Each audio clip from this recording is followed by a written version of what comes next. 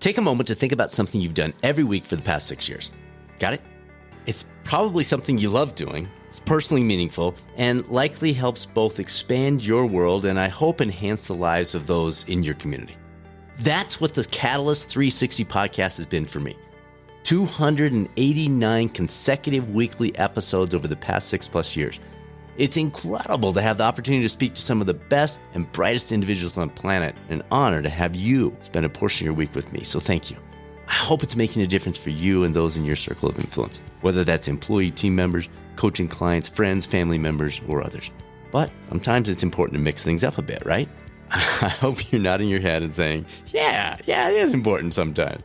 So that's exactly what we're going to do today. We're going to throw in something a little bit different. Suzanne and I both love to read. We've probably given away close to 1,000 books over the years and still have well over 1,000 books lining the shelves of our home office library. As I sat pondering various options to provide you, our listeners, with a little extra variety, I stared at the shelves in front of me and there was the answer. Let's bring them the very best stuff from the very best books available. The data from Gallup is pretty fascinating. It basically says 60% of us read 5 or less books a year, with half of those being fiction. To me, books are an opportunity to tap into the wisdom of some of the world's brightest and most insightful people for a little more than a cup of coffee. That's a pretty good deal, but I also get that time is extremely limited. And if we can provide you with the core elements of a life-shifting book via this podcast, even if you never get a chance to read it, there's some real value there. So let's start with a book whose timing, at least in my mind, I think is incredibly invaluable. We sit here in a world that is more polarized than ever. We've in many ways stopped thinking. We just go with the status quo, what our tribe is saying. And Adam Grant's masterpiece titled Think Again is so timely. What I'm going to do here is I'm going to hit some key takeaways based on our topic here, health, wellness, and our lives as a whole. And then I was trading emails with Dr. Grant, and he provided me some additional insights that came to mind after the book was completed and published and all that. So I'll include some of what he shared with me as well. I also realized in preparing this that it takes a lot more time to prep for this than our traditional interviews when, frankly, the guest is doing all the highlighting. But hey, we said we wanted to mix it up a bit, so let's give it a go, and you tell us what you think. If we haven't yet crossed paths, I'm Dr. Brad Cooper of Catalyst Coaching 360, and as I read this book, I didn't even get out of the prologue before he had me with this quote. We laugh at people who still use Windows 95, yet we still cling to opinions that we formed in 1995. We listen to views that make us feel good instead of ideas that require actual thinking. Wow, does that resonate at all? Or maybe make us squirm a little bit? It did me. I was thinking, wow, 95, that wasn't that long ago. Oh my gosh, that was 28 years ago. And I'm still hanging on. That doesn't make sense. Or maybe it does. But if I revisited that, or if I just adopted it and continued forward because in 95, it made sense. The big concept that stuck with me is that when we think and talk, we generally slip into the mindset of one of 3 professions. And I love this because it sticks with you so easily. It's 3 Ps. It's preacher, prosecutor, or politician. And think of yourself in this, because as I was reading, I was thinking of myself and people I spend a lot of time with, and we all have a tendency, but we also will switch roles here occasionally. So again, as we're thinking and talking, we generally slip into one of 3 professions: preacher, prosecutor, or politician. The preacher mode is when our sacred beliefs are in jeopardy.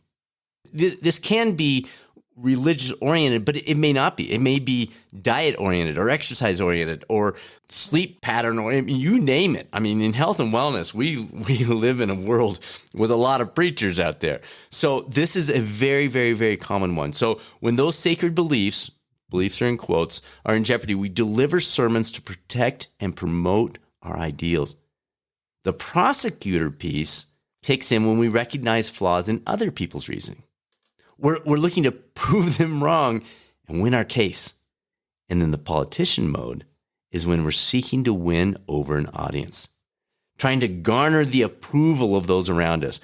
But in the process of preaching that we're right, prosecuting others who are in the wrong, at least in our minds, and politicking for support, we forget to think. We're so busy on either preaching, prosecuting, or politicking that we don't think.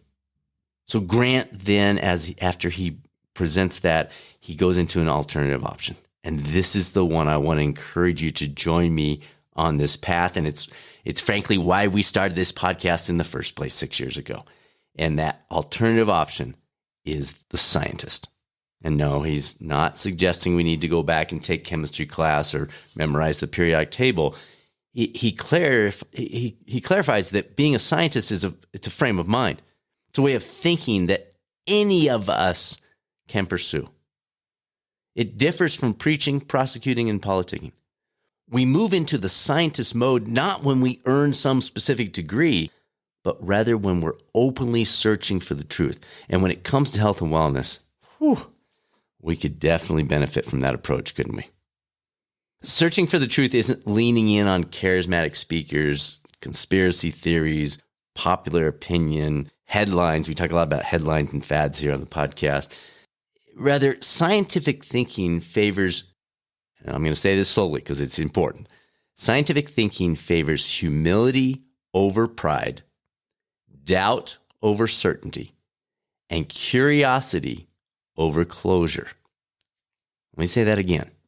These are powerful, powerful phrases. Scientific thinking favors humility over pride, doubt over certainty, and curiosity over closure.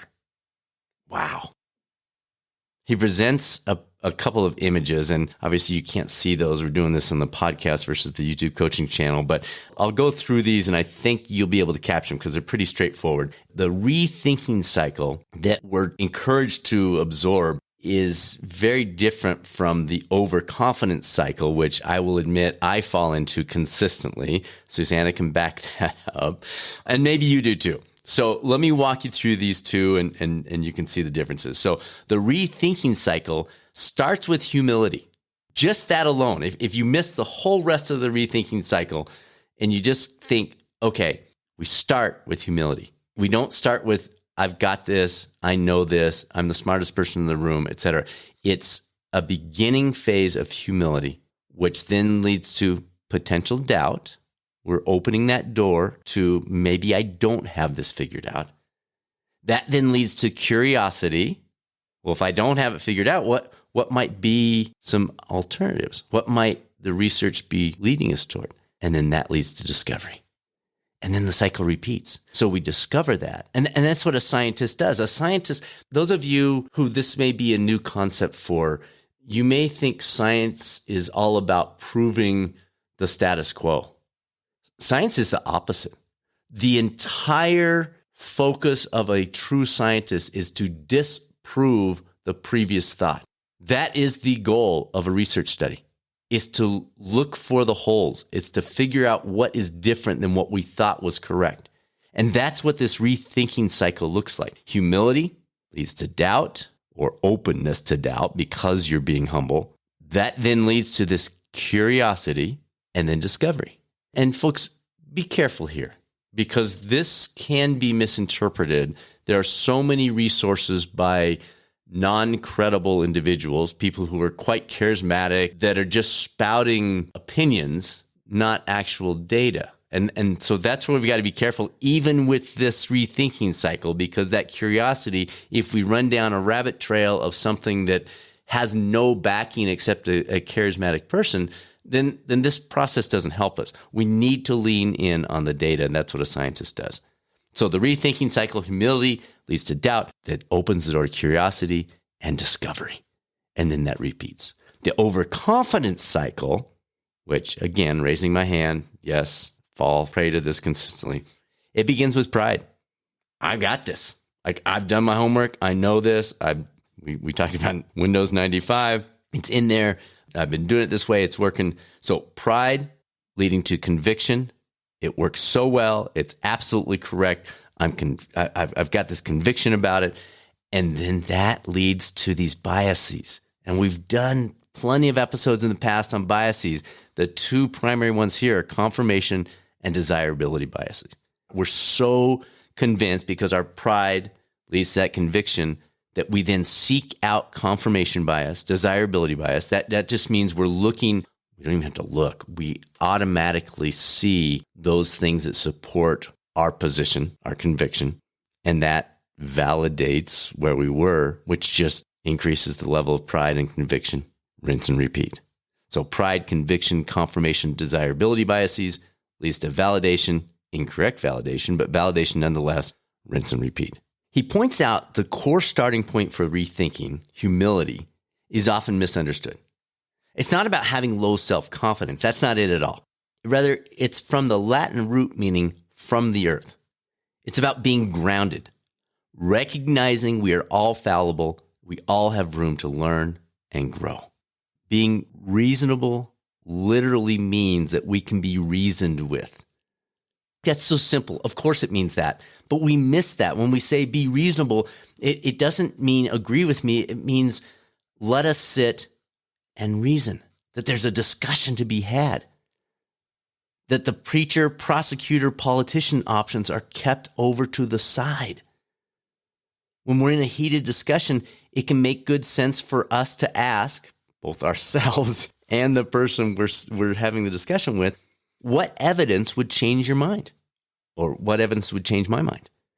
If the answer is nothing, then folks, what are we doing? If literally we ask ourselves that question, forget the other person for a minute. If you're having a conversation or a discussion and they're coming to you with something that's challenging your conviction, and you silently ask yourself, what evidence would change my mind? If you answer nothing, then there's no reasoning to be done. At that point, we're talking about beliefs, not evidence. And beliefs are important. Beliefs play a critical role in our lives. Beliefs are core to what I'm doing here on earth. But that's a belief. That's not something that's based on evidence. It's a different category. And if we're talking about beliefs, then we're not having a discussion. So that's a super valuable question. What evidence would change your mind? What evidence would change my mind? If the answer is nothing, then what are we doing? It just doesn't work. I mean, can you imagine what would happen in our world, our workplaces, our neighborhoods, even our families, our marriages, our personal relationships, if we put these elements into practice? As I read this book, I just kept thinking, oh my gosh, like this is what we need. What I want to do next is I'm going to talk through a summary. He's got 5 primary concepts in his book, along with an action step related to each one. And I'm going to go through those as we kind of tie a ribbon on this thing. I also had an opportunity to interact with Dr. Grant via email as we were setting up this episode. And I'll share some of the additional insights that he provided in that email about some things that he would have changed or added to the book if he were to rewrite it today. So I thought that was pretty fascinating. Before I jump into that, a quick note related to this idea of thinking again for those that maybe are involved with your employee health and wellness strategy, whether that's your company, whether you're a benefit consultant, or you're in a coaching role. Almost 90% of organizations with 100 plus employees have some sort of wellness program in place. But are they actually creating lasting, meaningful change, or are they just a multitude of boxes that need to be checked, including one that says our company has an employee wellness program? If you're looking to use these think again concepts about how you're approaching your organizational well-being strategy, Catalyst Coaching 360, it might be worth a look. Instead of the wellness box checking, call center-based coaching with low engagement, questionable ROI, Catalyst Coaching 360 helps create lasting, meaningful change based on employee goals and needs, not our insights in quotes, about what they need. Interestingly, the timing of this episode corresponds with a brand new service we just released called the 360 Wellbeing Checkup. Think of a dental checkup. What is it? 65% or so of employees see their dentist regularly, and yet there's nothing like that for our mental and physical well-being. And this concept of the 360 Wellbeing Checkup changes that. It allows you to tap into that, to provide that service, and really to bring that concept to the forefront. All the details on the website, catalystcoaching360.com, or reach out if you'd like to talk about it, results at catalystcoaching360.com, and we can talk through your specific goals, your situation, that kind of stuff. Let's jump into the 5 primary summary areas and the action points from Dr. Grant, and then we'll dig into some of what he shared about what he might change with this if he were to rewrite it. So the first one is to embrace intellectual humility. We talked about humility before. The concept here is to recognize I don't have all the answers, and our beliefs could be wrong. Now, if they can't be wrong, then we're not having a conversation again. But if we're really having a discussion, if we're thinking again, then we're open to the possibility of being mistaken or misinformed. And then that leads to practice active listening and consider other viewpoint without immediate judgment. How powerful is that? And folks, I'm talking to myself as much as I'm talking to you, probably more than I'm talking to you. I need to do more of this. It's so interesting when you go into a conversation with the perspective not of, I'm going to show them what I know, I'm going to prove to them I'm right, but rather, what could I learn here? And so his action step for this first one is to engage in conversations where you intentionally seek out differing opinions and perspectives. Oh, so good. So good. And I think that's a nice little test for us to think through of the people I'm spending time with. We talk a lot on here about the 5 people who spend most time with essentially create who you are. Are you giving yourself a chance to grow in any way? Or do those 5 people agree with you on everything? So you're just regurgitating the same stuff over and over. Or are you seeking out speakers, podcasts, books, articles, coffee meetings with people that don't agree with you? So you can have these kinds of conversations. So again, the action for this first one is to engage in conversations where you intentionally seek out differing opinions and perspectives. Love, love, love that. The second one, regularly challenge your assumptions. Avoid becoming too attached to your initial beliefs and opinions. Regularly question the validity of your assumptions and consider alternative explanations. I know, it's hard. You hear that, you're like, no, I like my assumptions. Seek out information that contradicts your current stance. Seek it out. That's the opposite of these biases we talked about, where you're seeking out confirmation. This is contradictory pursuits, not confirmation bias pursuits. And then the action with this one, set aside time to reflect on your core beliefs and identify areas worth potentially rethinking.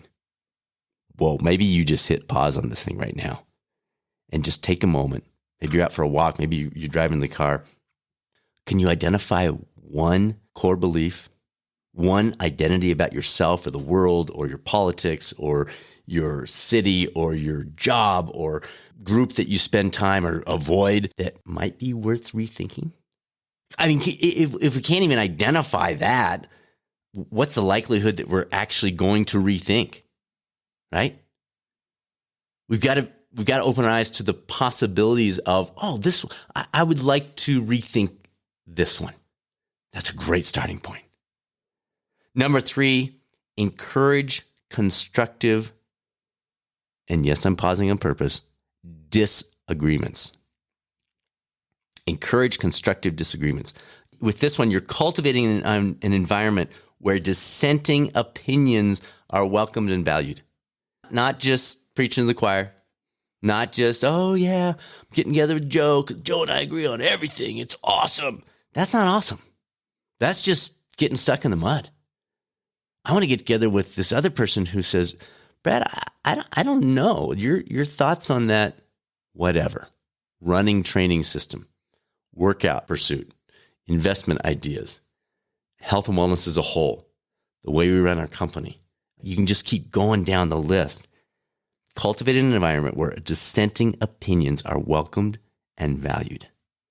Number 2, encourage colleagues, friends, and family to challenge your ideas in a respectful manner. Susanna and I do this almost nightly. Yes, we have an immense amount in common. We've been married 31 years. I am head over heels with this woman. I respect her more than anyone in the world. But at dinner, we will challenge one another. We read different types of books, listen to different types of podcasts, have different perspectives on things. And I'll bring to her often excitedly, oh yeah, I was reading this thing today. And she'll say, interesting. Where do you think that fits into this? Whoa, that's a really good question. So I'm lucky. Like I get this organically, just the way that our marriage has always been, that we welcome that within our marriage of, well, I don't know. What do you think about that, honey? How do you interpret that in context of this?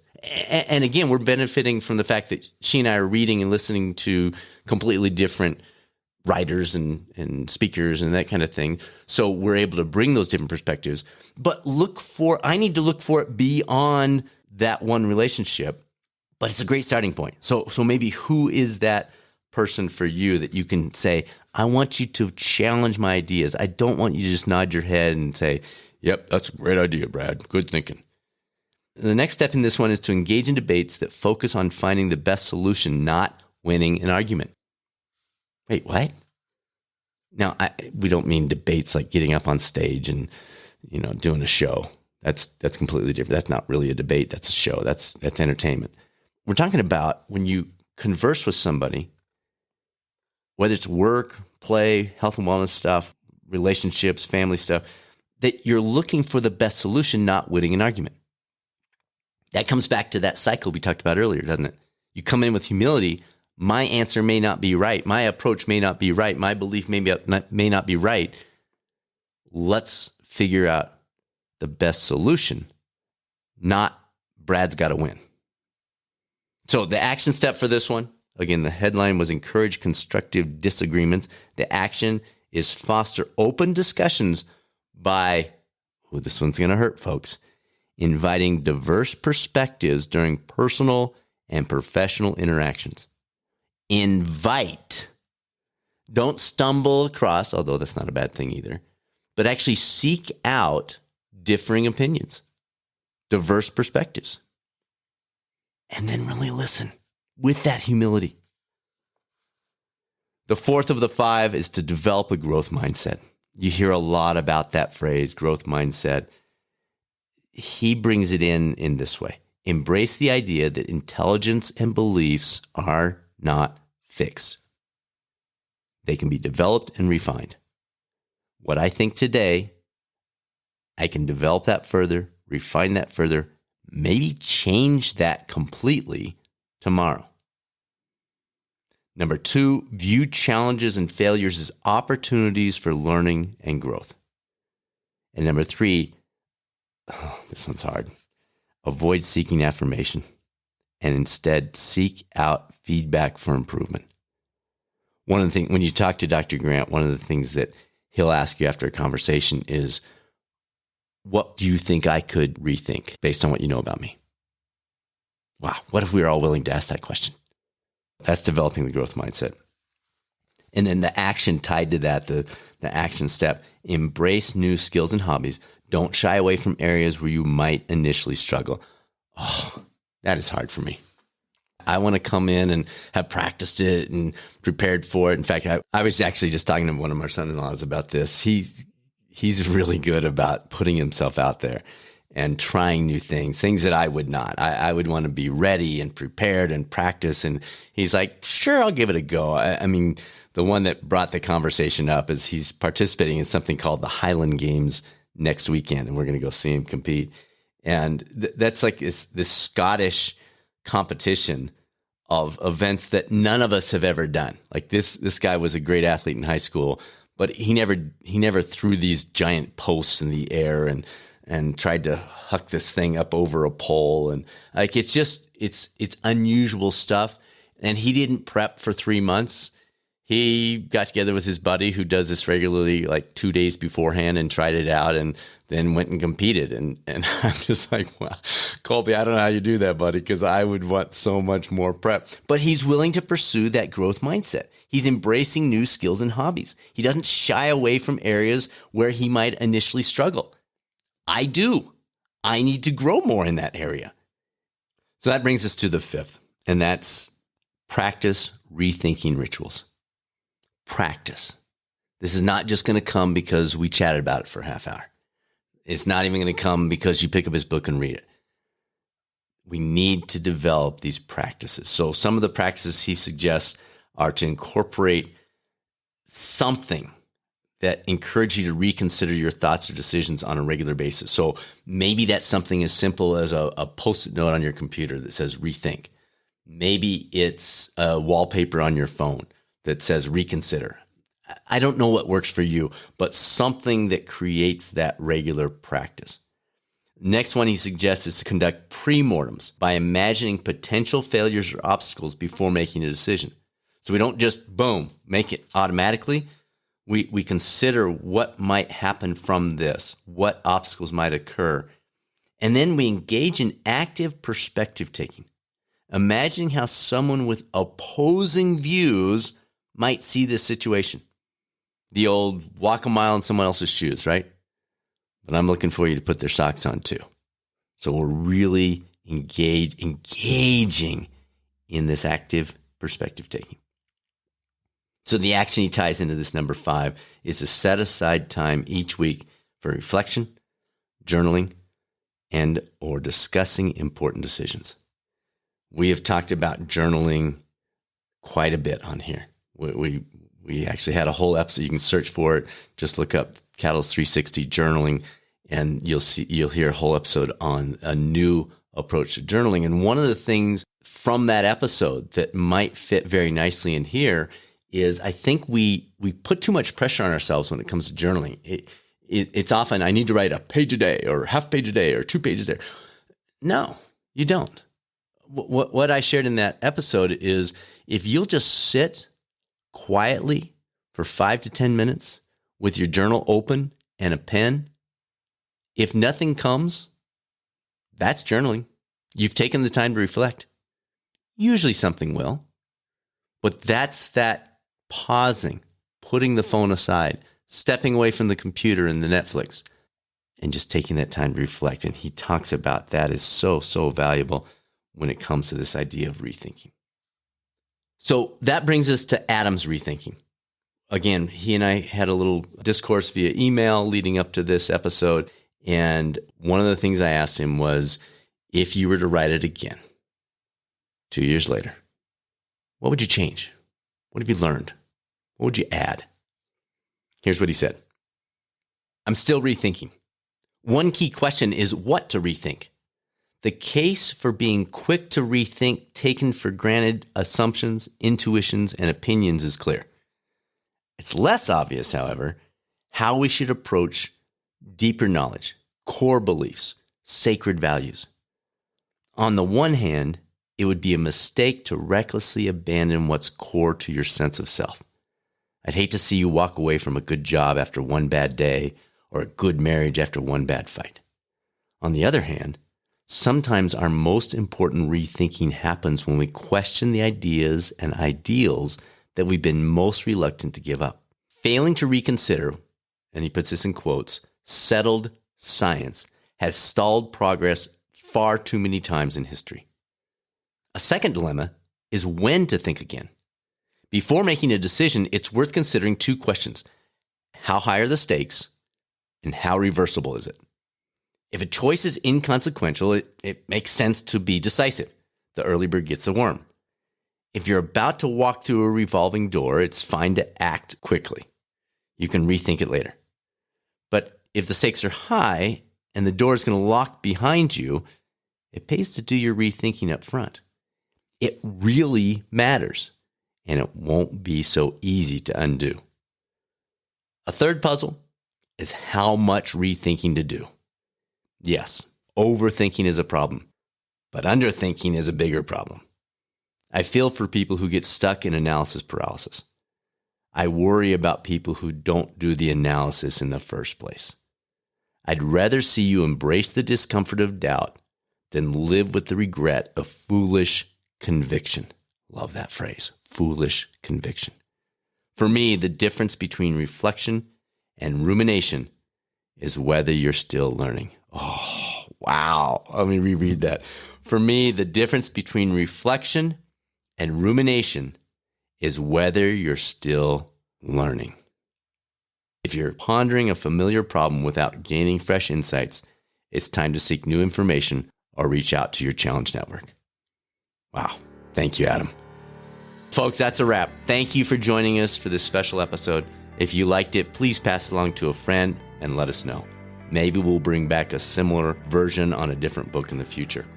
And if you need anything on the coaching front, from pursuing your MBHWSC approved coach certification to bringing a meaningful approach to your organizational wellness strategy, please reach out anytime. Results at catalystcoaching360.com or visit our website, catalystcoaching360.com. And now it's time to be a catalyst.